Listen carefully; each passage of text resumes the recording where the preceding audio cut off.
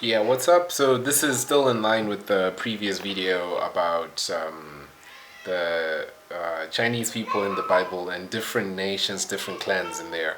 So we're talking about the Mongols and that's Magog and the Gog, which are the Goths and the Gauls. And then we were also speaking about Gomer's children, which were the Ashkenaz, which are the Ashkenazi. So the Ashkenazi are a group of children, well, Gomer's children, which are Japheth's children, which settled in an area of West Germany. This was like in the Rhineland, and then they developed a Jewish culture. And from there, this is where the different people who speak Yiddish come from. And this is the biggest group of Jews. And the interesting thing to realize is the fact that these are the children of Japheth, not the children of Shem, although all three guys are brothers, so they are akin.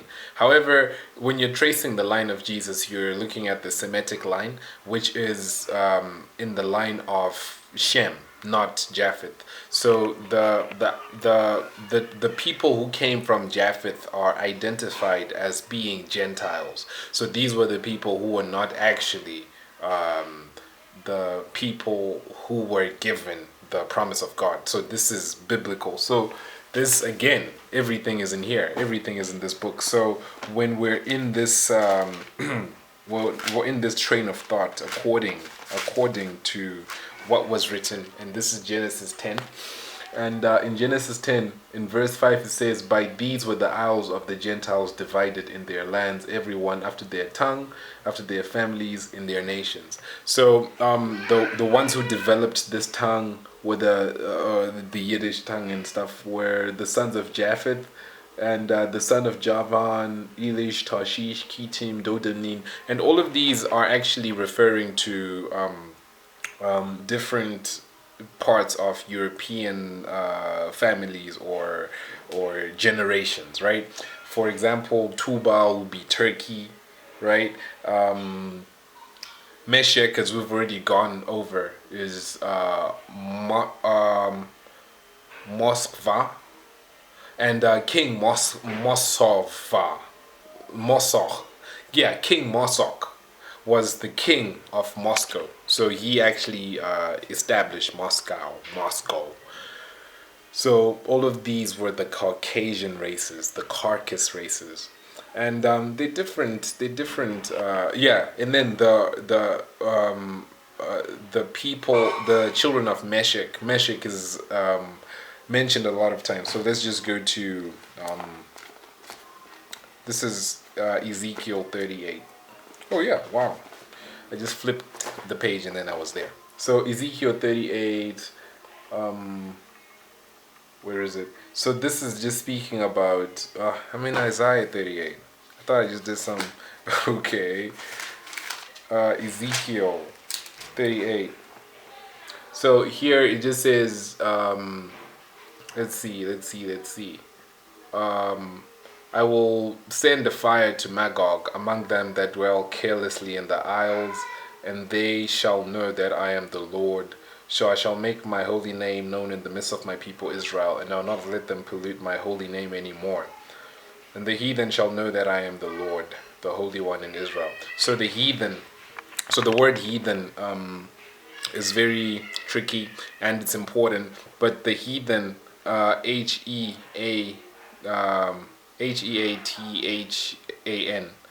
So when you remove the H, what you have is Ethan, which is akin to earthen. So these are the people who went to the heath so that they could burn the brick, right? So yeah, so the heathen are the earthen. The heathen are the people. All right. So when we're speaking of the origin of all of the races, they come from a central place, which was Babel. So at Babel, all of the earth, which is where we get the word heathen, earthen, all of the earth, all of the people said, let's take the earth and build a hearth.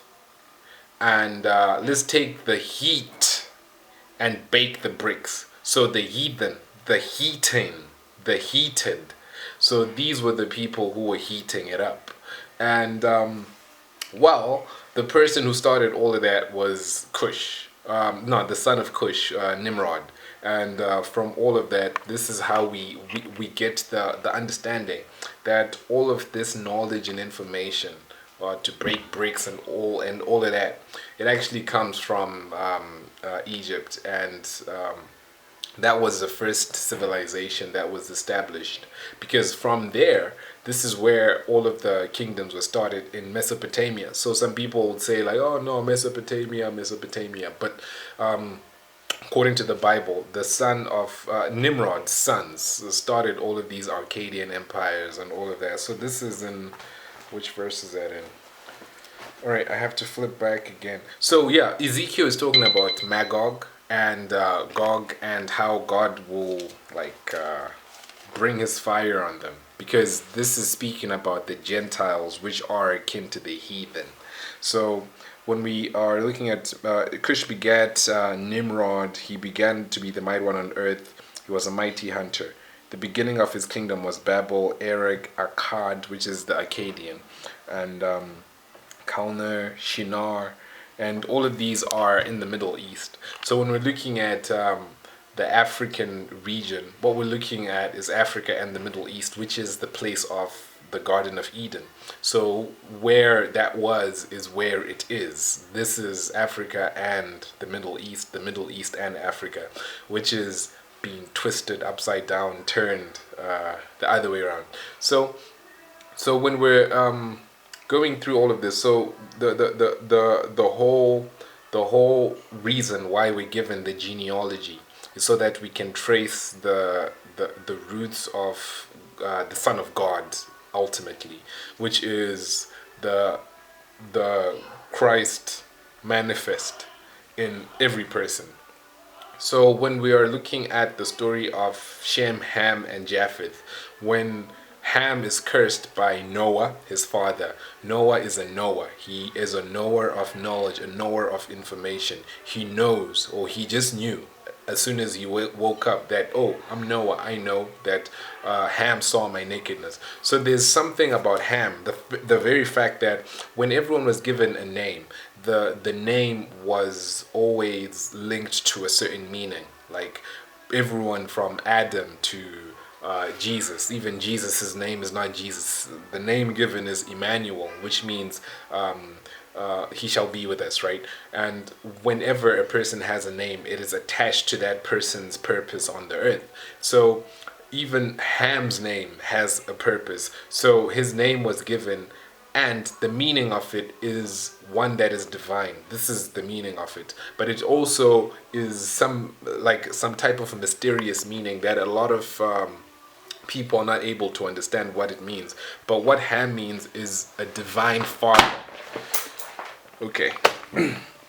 So that was groundbreaking, I guess. That's why my stuff is falling all over the place. But Ham means divine father. So Ham is linked to the name Adam, which was the divine father who gave us life, but who also gave us the curse. Because through Adam, the curse fell on Canaan, his son, and through Ham, the curse fell on, through Adam, the first curse fell on Cain, his son, and through Adam, the curse fell on Canaan, his son. And when you look at in the New Testament, in the whole genealogy of Jesus, you're actually going to discover that Jesus comes from Canaan. There are two Canaans in his lineage, and one of the sons of Seth is actually called Canaan. So all of these are linking to the same type of understanding. So when Ham is cursed because he saw the nakedness of his father, what it actually reveals is the fact that he had a certain way of, what is it that he saw? And he went and told his brothers, and his brothers turned their faces, and then they turned their faces back, and then they covered their father, and then they were cool. So Ham was also cool apparently, but his son was cursed. So his son is called Canaan, and Canaan is where the Canaanites come from. So this is different from his other three sons, which were his other three sons were Egypt, Cush, Put. The fourth was Canaan. So his other three sons settled in Africa. So some of Japheth's children settled in Africa. Who was it? Who settled in the area of Spain? Because there's an area in Spain, Tarshish, the Hittites. Yeah, Tarshish. Yeah. So let me just flip through. Let me just flip through this again, and let's go back to Genesis 10. All right. So if we're in Genesis chapter 10, let's check it out. So what was I looking for? So his nakedness. So some of the children of Japheth. So one of them is actually in Africa. So he actually stayed in the area of Spain. So this is who is mentioned, like Tarshish. Yeah, Tarshish is a son of a son. But then that's who is mentioned in the story of Tyre, that he lives at the mouth of the sea. So this is the place in the middle, in the Mediterranean Sea, where just around about where the Moors, like Mauritania, Morocco, are. That area is where the two continents are almost meeting, Carthage. And that area was where some of the Japhites' children lived, and this is where wars were won and fought. But the other area was occupied by the three sons of Ham. So in all of these areas, or in all of this understanding, that we get inner standing, outer standing, we understand that the areas were occupied by different sons, and they had different missions and different objectives, but then they were all from the same place. So Ham means the divine father, just like how the Ham, which is when God gives Abraham an H in his name, he gives him a Ham. So this Ham, the divine father, is in relation to Adam being the divine father, which is Adam, which is the divine father. And Ham is a divine father. So what he was able to see was discerned through divinity, or the divine understanding. Just like how they ate that divine fruit, they had divine knowledge, and then they realized that they were divided from everything. So they were given that fruit in order to eat it so that they could discern, right? So when they discerned, they were able to divide truth and fiction. That's when they started lying, because they could now divide the truth from the non-truth, and they were able to see that it was they were naked and they were divided, and then they died, defied, die. That's di.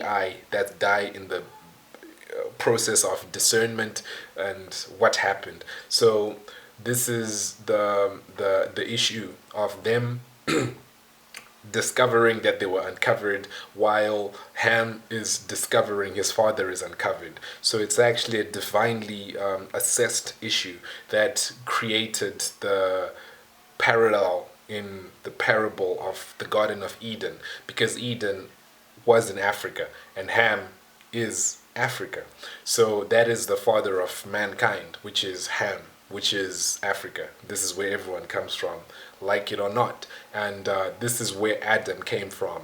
And this is the fact of life on earth. So when we're trying to find the Garden of Eden, the only reason why it's still relevant and important is the fact that the tree of life still exists and it's still there right now.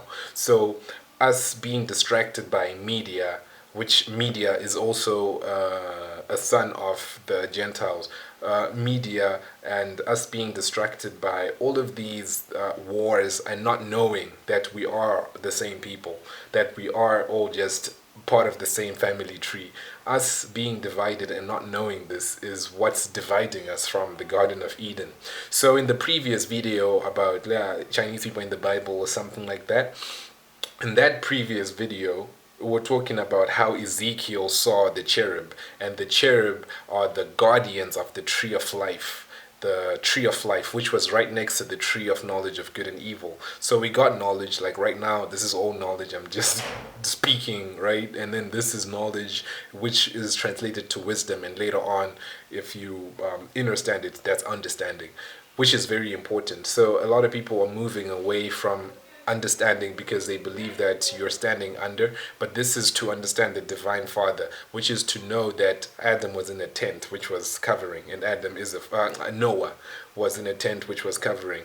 And the first thing that according to John Knowlton's Paradise Lost, the first thing that the devil did was to make a covering so that he would have understanding, since he was already the covering angel, the covering cherub. He covered his head, which was him trying to make sure that God does not see him, so that he is not understood by God, but which is just fake, you know. So understanding is important, inner standing is also important, and outer standing is also important.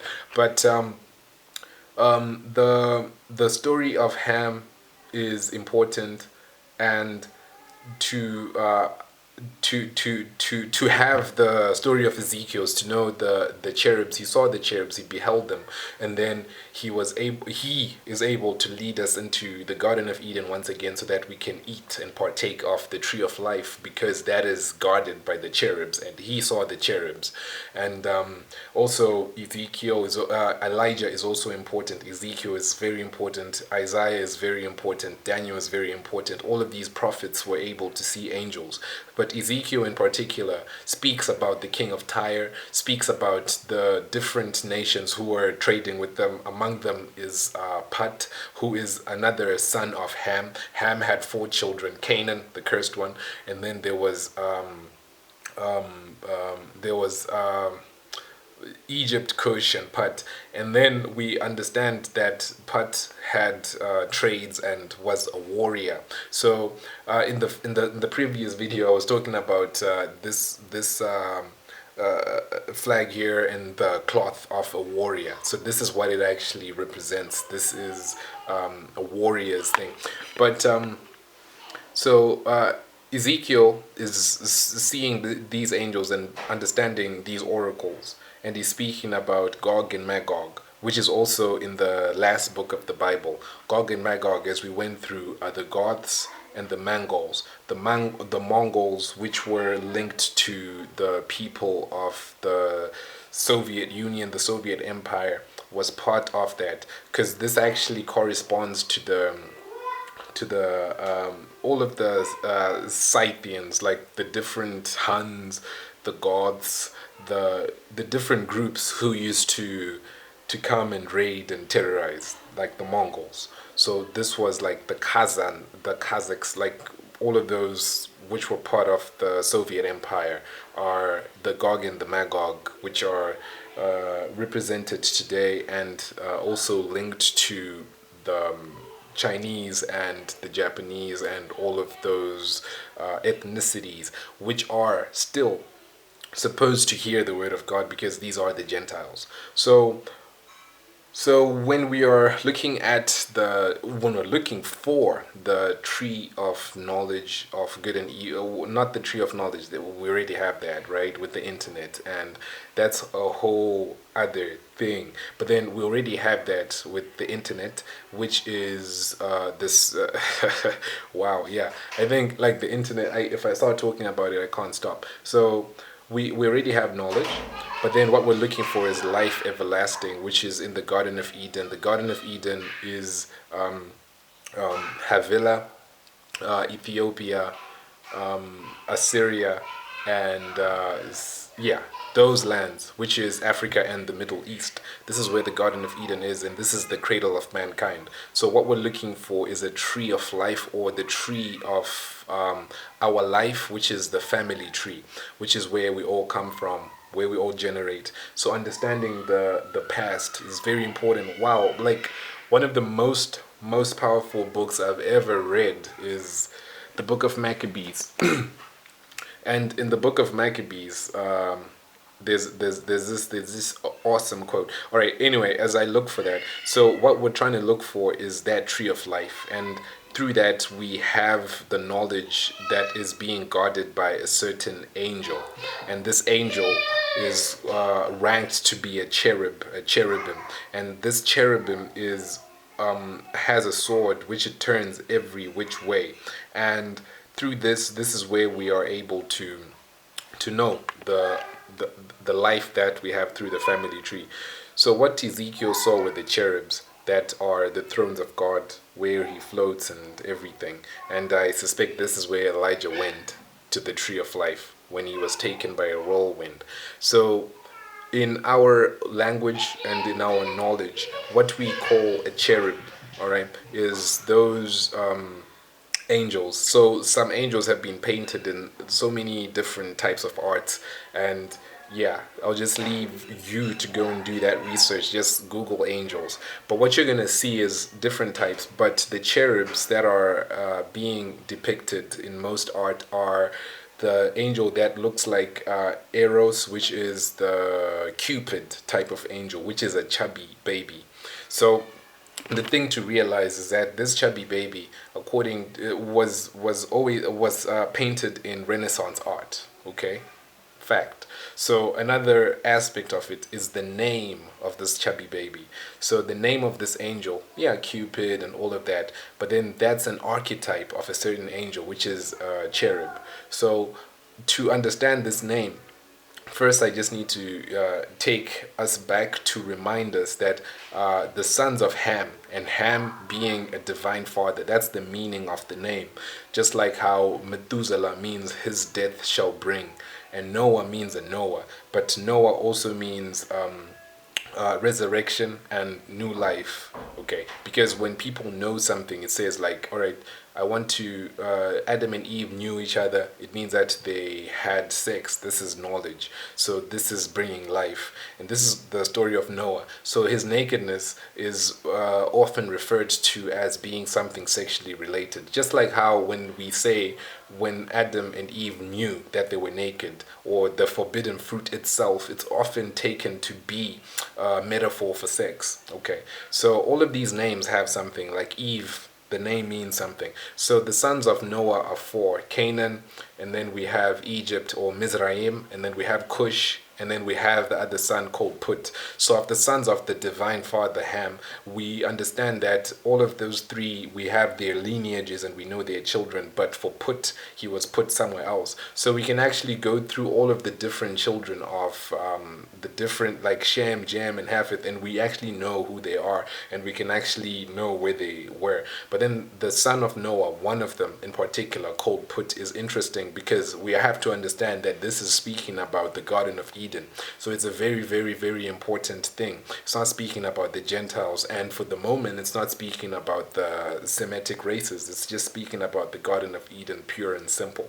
So when we're speaking of the issue of Put and him being a son of Noah, we understand that we are not given his lineage. We don't know who his children were or anything. So this is in another video. In another video. I don't know what I titled, in another video where we go over Psalm 83 verse 3, which is speaking about how the nations of the earth have conspired against God and his chosen people, but God will reveal his hidden ones so that he can reveal his power and show us his strength. So let me just quote it, because I do know that's a very, very important verse. So I might let me just take a second to look for it, because it's really worth all of that trouble. So this is Psalm, all right, Psalm 83 verse 3. They have taken crafty counsel against thy people and consulted against thy hidden ones. So yeah, that's what they have done. They have taken crafty counsel against thy people and consulted against thy hidden ones. So the hidden ones are those ones who are not seen, who are not known, but who are definitely there. Because when you're looking at this story of Put, you discover that he is in different passages, in different chapters, in different eras. But then this is still a factor. So the reason why it's very important is because of the fact that he is virtually unknown, and his importance being the son of Ham. Because in our world, everything has been turned upside down. The people who figure that Ham is nothing are the people who are under the illusion or the delusion that came with the deluge, because the deluge came and wiped everyone out, and then they were mesmerized and they were not able to understand the fact that Ham is actually a divine father. The curse of Ham is the curse of man. It's the curse of mankind, the same curse of Adam, which is reflecting what is happening in the earth. This is why there's so many parallels with the story of Ham and the story of Adam, which is definitely significant in so many different ways, because the whole book is a metaphysical book. So reading in between the lines is to know what it really means, the essence of it, to know the whole point of the word and the whole point of the world. So they have consulted against thy hidden ones, the hidden one being put, he was put somewhere. So the whole story of put, when we are looking and breaking down the words, would understand the fact that these angels who I was referring to, painted in Renaissance art and in so many different pictures. When you look at a picture of an angel, just go on Google angel, and what you're gonna see is a chubby little baby. That's Cupid, right? And all of those other angels, right? So that type of angel is called a P-U-T-T or P-U-T-T-O, which is called the Puto. Okay, so this is put, which is very, very interesting, because this little baby is a cherub, and the cherub is the guardian of the tree of life. So when we're looking at that, we're looking at a cherub, and this cherub, that particular one, is called a puto, whatever pronunciation suits your ears. So that angel is guarding the way to the tree of life with different words, because the angels that are guarding the tree of life are given swords which are turning every way. And sword is SWORD. When you take the S in the beginning and you put it at the end, you have words. When you take the S at the end of words and put it at the end of the beginning, you have sword. So when you take the S, put it at the end, it's words. When you take it and put it at the beginning, it's sword. So this is the sword turning every which way. The words, the sword. The word, the sword. So in the Revelation, what is revealed to us is the fact that the Son of Man, who is the Son of God, will come, and then his mouth, out of his mouth will come words, or his mouth is an actual sword. So when he opened his mouth, he saw like a sword that had fire around it, and the fire is very significant in understanding the name of God. Because when Moses saw the burning bush, what he saw was fire. But the fire was not just fire. The fire was for him to get his attention. The fire was all of the elements, which is symbolized in that whole story. And I have the story of Moses and the burning bush, so I'm not going to get into that in this video. There's a video on Moses and the burning bush. So that fire was symbolizing all of the knowledge of the five or four elements, the five, right, and the four children, the four letters, let there be light. That was the fire. And from there he asked God, so when I go to Pharaoh and he asked me, who is this God, what did I say? It said, I am that I am. Am is in the middle of everyone's name. What you are or what you am is your name. So the name is N-Am-E. N-A-M-E. N-Am-E. So this is I am that I am. Your I am, your name is very important. So Put's name is very important. And he is guarding. These are the words turning each and every way, the sword. So in the end, we're all going to get a certain name that no one else knows. But here it's speaking about, in the Revelation, this God, king, warrior is going to come, and he's going to defeat with his words or his name. So the name of Put is referenced as that because this is the significance of this cherub. So this is the guardian of the tree of life. So this is to understand Put. And further on, if we can go deeper into the story, let's go deeper if you're understanding. And so to understand this whole element is to understand that there's a certain place called the land of Punt. All right, so this land was lost, or lost in quotes, but this land is very important. It's in Africa, definitely, and it is a place where the Egyptians claim to have come from. They called it the land of God. They call it the land of God, and this is in relation to everything I've been saying, because this is where the tree of life is. And this land is where they came from as the Egyptians, and the Egyptians were very, very important because the whole idea of Egypt is what's ruling the world today. If you look at a $1 bill, all of the money is coming from Egypt. All of the money is coming from the original land, because this is where all of the wealth is. So most of the world's wealth, but at the same time, this is where all of the poverty is. Most of the world's poverty is in the Garden of Eden. So this is to just show you the state of the world that we are, that it has now come to Tartarus. This is why we're speaking about the king of Tyrus, or the king of Tarsus, the king of Tartarus. He's created this whole world, or what is important to be in Tartarus. And then when we speak of the king of Tyrus, or the king of Tyre, which is just everything is in Tartarus because of that. But then it also speaks about the Garden of Eden. So you can't separate tyranny from the Eden place, because this is where all of this comes from, because this is where the wealth comes from. In the first lines of Genesis, it's speaking about how there's a certain land called Havilah, and from this land there is gold, and this gold is good. And then when you go further on and look in the book of like Peter, he's speaking about how is it Timothy or Peter? He's speaking about how the love of money is the root of all evil. But the root is speaking about a tree, and the tree of life, or the tree of everything, which is the root of all evil, being the tree of the knowledge of good and evil, which is speaking about the root, or the beginning. So the beginning, the root, the start is in Genesis. The beginning, the root, the start.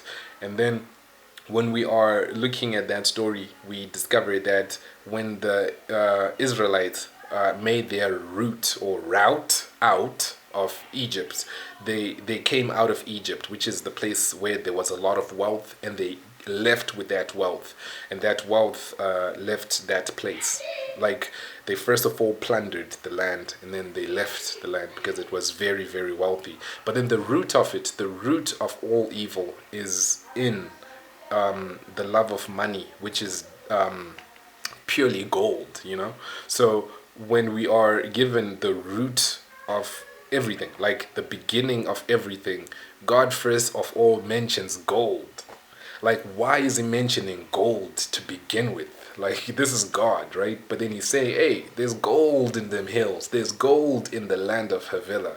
There's gold in the Garden of Eden. So gold is a very important part of our livelihood. It's a very important part of who we are, what we do, and all of the expressions of life on earth. So gold is very important. This is why God mentions gold. Besides the whole fact that if you take the word God and add an L, you have gold. L is where we get the word Elohim. This is also where we get righteousness. This is a right angle. This is how we make an L. Like an L like this. This is a right angle. And this is the right angel. So understanding the power of gold and how the wise are crowned by their wealth, and yeah, gold is very, very important. So I'm pretty sure I'm going to talk about gold because it's an obsession of ours on this earth, because this is what's first of all mentioned by God. He first of all mentions a certain land that is full of gold, and then from there on he's like, all right, yeah, and then there's that place and that place and that place, but then he's like, hey, there's gold, and that gold is good. So this is to understand this aspect of reality. Okay, so Pado is Pat. This is the cherubim, and Pat is also corresponding to a son of Ham, the divine father, who has brothers. His other brother is where the lineage of Christ comes from, which is very important. But throughout all of this, we should also realize the fact that in the lineage of Jesus, there is a Canaan twice. There are two Canaans according to Luke, but in the other genealogies, we just see that there's the one Canaan. But then there are two Canaans. So Canaan being the ones who are not good. So this is another mystery. Proverbs 25:2. It is the glory of God to hide things. It is the glory of kings to reveal things. So here it is taking crafty counsel against thy people and consulted against thy hidden ones. Thy hidden ones. It is the glory of God to hide things. It is the glory of kings to reveal things. So this is very important. And king to king or king to queen, this is very important. So what we're doing here is something that is very, very important, to say the least. Like, important is an understatement. So when we're going to the tree of life, what we're looking for, what we're finding is life eternal. And this is just the family tree. So to know the family tree, and this is the quote I was looking for in the book of Maccabees, First Maccabees 2:51. It says, call to remembrance what acts our fathers did in their time. So shall you receive great honor and an everlasting name. So we spoke about name, and we spoke about honor in relation to gold. Gold is honor. So speaking about our fathers is speaking about the family tree and going back to the root, to the route, to where everything came from. This is the fathers. So when we are disrespecting people of African descent in this world that we live in, we are supporting we're supporting tyrants, we're supporting tyranny, because the root of all evil is that gold that was good until iniquity was found in the earth. So this is the problem that we're facing, and this is what we have to reconcile. So in this understanding, we also have to realize the fact that all of the Gentiles came from Japheth, and these are referring to the Caucasian races, which came from among the Caucasus Islands, Caucasus Mountains, and they inhabited all the different parts of the earth. And these were Gentiles. And as we understand in the New Testament, is the fact that the gospel is also for the Gentiles, because it's the Godspell being the delusion that God sent to the earth. So the gospel is for the Jews and for the Gentiles, for everybody, the chosen and the non-chosen. So the sons of Ham are not Gentiles. They're not Gentiles. So the Gentiles are the sons of Japheth, and this is according to the biblical text in Genesis 10.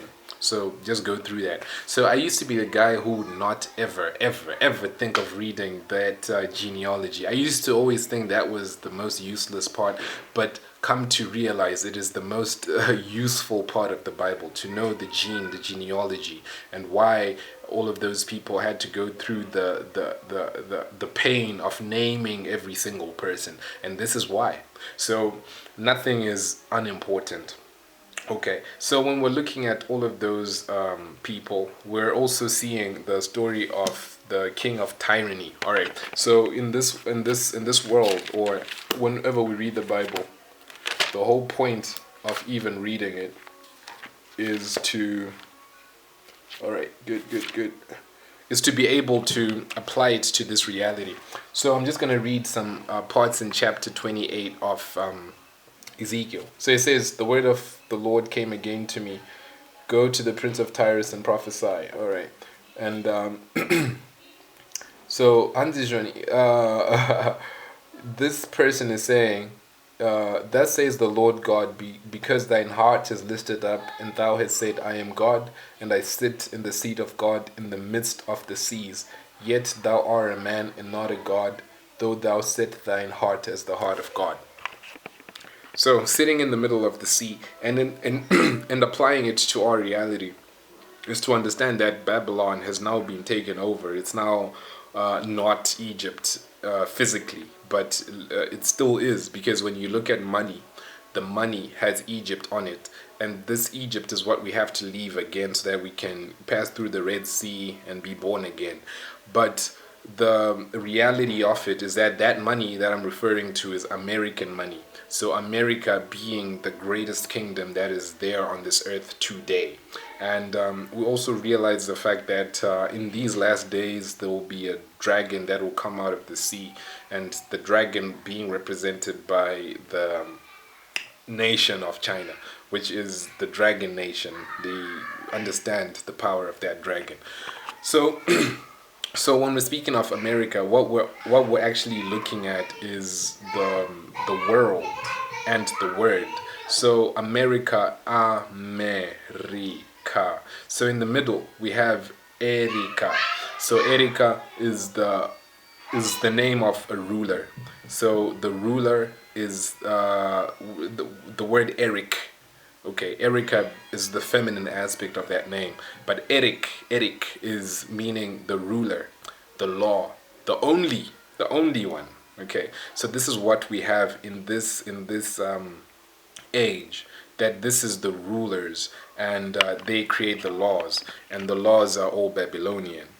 So from there, we also have the connection that the whole. All right, Eric is where we get the word Frederick, and Frederick also means a lord, right? The lord, the ruler, and it's like an earnest ruler, and this is linked to Dutch. So the Dutch started all of the rules of money that we are now applying. The stock exchange is created by the Dutch, and the Dutch, the Goth, and all of that. These are the sons of Japheth, or the Gentiles. And when we're looking at America, a merger.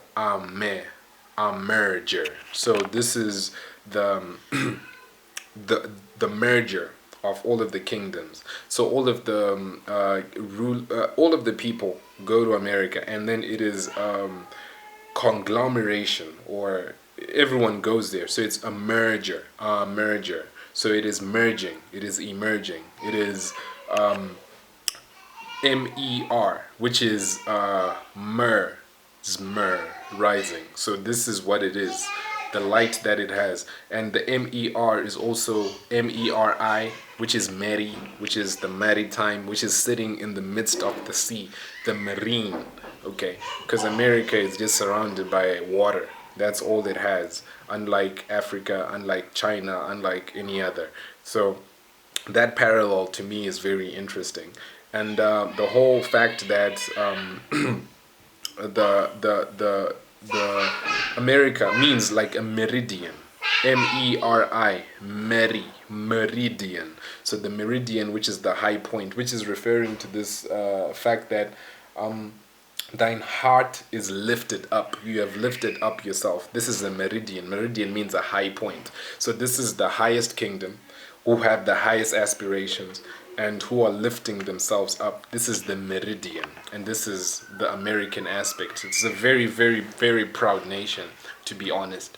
So it's also the greatest nation in this earth right now. The highest will be the lowest, and all of those things. So when it's speaking about that American aspect, it's very, very interesting. But then all of this is from the children who came out of Japheth. All of these are the Caucasians who went over there, murdered everybody, and after they did that, they established a new kingdom on the foundation of blood.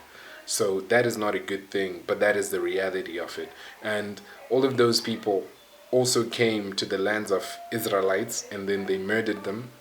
They went to Zion, murdered people, and then this is their heritage. And all of this is in the love of money. But all of this money, or all of their wealth, is gotten through exploitation and murder and all of that, according to the understanding we have of slavery, which comes from the whole idea that Ham was black and Ham was cursed, which is not true. Ham, the curse of Ham is the curse of man, but Ham was not cursed. His son Canaan was cursed. Just like how Adam, Adam had a son called Cain who was cursed because he's the one who caused the murder. So when you eat of the fruit on that day you shall die, but the death was manifest in Cain. So Adam eventually died, but in his eyes it was Cain who committed murder and who hurt him in his heart. So yes. So we've gone full circle. We've gone through the tree of life and the knowledge of the tree of life, and yeah. So if this is any bit of help to you, I want you to be able to support this platform, support me, support this channel, so that you can get more out of it. Because I really want to be able to expand everything by us speaking. This is expanding the vision, because when you hear these sounds, this is a tone.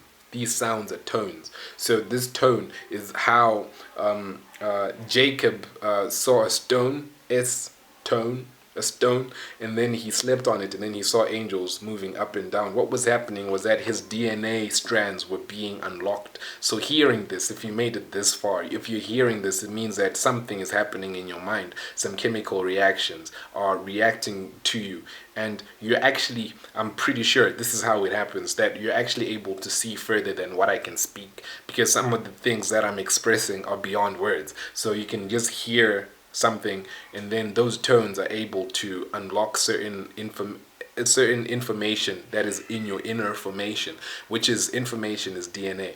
That is what it is. That DNA is information. So this information is unlocking information in your DNA, and the very fact that I'm from that land, that is from that ground, there is a certain difference with someone that is not an African, even if it's a person who's African American. I do know that some people know more than I do, and well, yeah, and that's just how it is. But then the fact that I am from the Autotone, from the Stones, I'm actually from the House of Stones. That's why I'm not obsessed, but yeah, I am kind of obsessed with stones. The whole fact that this angel in Ezekiel is mentioning stones, because these priests, even in Exodus, they were told to put stones on them. I'm from a place called the House of Stone, so I understand stone. So that whole fact is also something that is making all of this possible. So I want you to also make more of this possible by supporting however you can, whatever is put in your heart, whatever you can. So this is also going to be very important, and I just need to vocalize that so that it can be in your awareness. So if you can do it, if you can't, this is for you either way. So yeah, so thank you so much for taking this time to hear this, and we're all finding the tree of the knowledge of life and the tree of life itself by understanding that when his head was on that stone, the angels moving up and down was him unlocking the path to ascension, was him unlocking the information in his DNA. And this is how afterwards he was able to open his pineal gland. After that, he met an angel, and he was able to fight the angel at a place called pineal. And he was able to see with his third eye. And the third eye is very important, because this is where the mark of the beast is. It's in your third eye. So this is why what I can speak is not just words, but these are tones. Just like how, like, when you're sleeping and you hear a cricket making that sound, like they're these insects that make annoying sounds, but what they're doing is actually you're just downloading information, which is very interesting. So this is why the natural environment is important. But again, thank you so much, and much love to you. See you soon.